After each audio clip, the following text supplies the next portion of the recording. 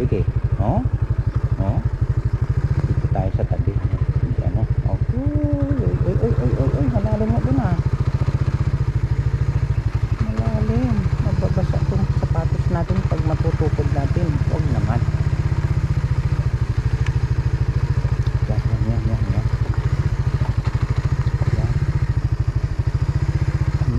Malalim oh. Daanan oh. Lakas ng tubig. Kaya ito matubuhan.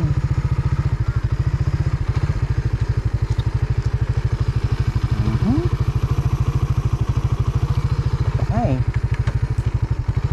Lakas ang ulan eh kahapon oh. Nagyan na naman ang darating naman ang ulan.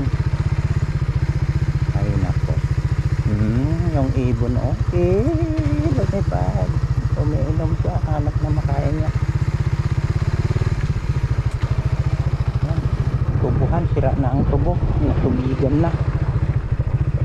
Kalaban kasi ng tubo yung tubig. Dapat yung tubo hindi natutubigan. Yung ano lang ba, normal lang na matubigan. 3 beses sa isang buwan, sabihin natin once a week sa isang buwan na maulanan, okay na. Pero kung sunod-sunod wala, masisira ang tubo. Right, pauwi na tayo mga road.